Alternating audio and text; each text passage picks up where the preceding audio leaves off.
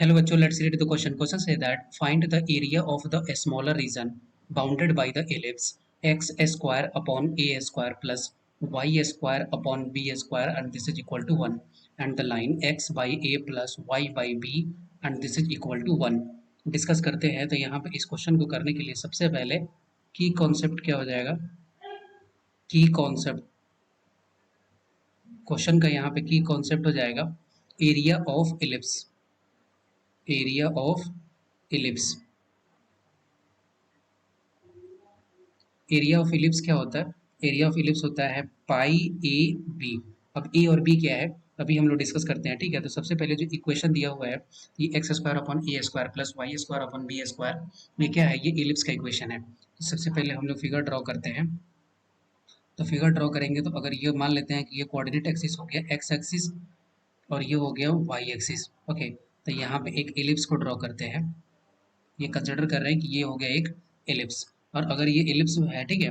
अब इसको इसमें क्या दिया हुआ है यहाँ पे कि सेमी मेजर एक्सिस क्या है ये वैल्यू क्या है ये वैल्यू है ए. दैट मीन्स इसका कोऑर्डिनेट क्या हो गया ए कॉमा जीरो. तो ये वैल्यू हो गया माइनस ए कॉमा जीरो. ये कैसे निकलता है अगर वाई की वैल्यू को हम लोग जीरो पुट कर देंगे तो एक्स इज इक्वल टू क्या है प्लस ए माइनस ए. ये हो गया ए कॉमा जीरो ये हो गया माइनस ए कॉमा जीरो. सिमिलरली ये हो गया जीरो कॉमा बी और ये वैल्यू हो गया जीरो कॉमा माइनस बी. अब बोल रहा है कि एक लाइन है ठीक है स्ट्रेट लाइन है और स्ट्रेट लाइन में क्या कंडीशन दिया हुआ है कि इंटरसेक्शन पॉइंट है क्या एक्स जो है वो ए पे कट करता है और वाई को कहाँ पे कट करता है बी पे. इसका मतलब कि कहीं ना कहीं ये जो स्ट्रेट लाइन है कुछ इस तरह का ड्रॉ होगा.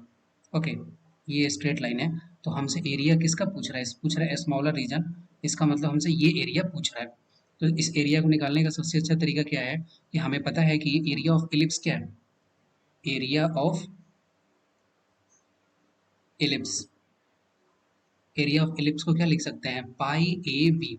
अब पाई ए बी ये क्या हो गया ये पूरे इलिप्स का हो गया. तो सिर्फ अगर एक वन फोर्थ का अगर चाहिए होगा तो ये कितना लिख सकते हैं यहाँ पे लिख सकते हैं अपॉन में फोर. तो इसका मतलब क्या हो गया ये पूरे एरिया कितने का निकल गया ये पूरे एक क्वाड्रेंट का एरिया निकल गया फर्स्ट क्वाड्रेंट का. अब इसमें से अगर हम लोग ट्रायंगल के एरिया को माइनस कर दें तो स्मॉलर रीजन का निकल जाएगा. तो ये लेंथ कितना है ये लेंथ जो है ये बी है. ओके, तो यहाँ से ये भी लिख सकते हैं कि area of triangle area of triangle और ये कितना हो जाएगा one by two into base क्या है यहाँ पे ये परपेंडिकुलर हो गया तो बेस हो गया ए और यहाँ पे हाइट हो गया बी. तो यहाँ से क्या हो गया ये हो गया ए बी अपॉन टू. तो यहाँ से हो गया एरिया. अब हमें क्या चाहिए हमें चाहिए स्मॉलर रीजन का एरिया. तो हम लोग ऐसे लिख सकते हैं area of smaller region is area of smaller reason.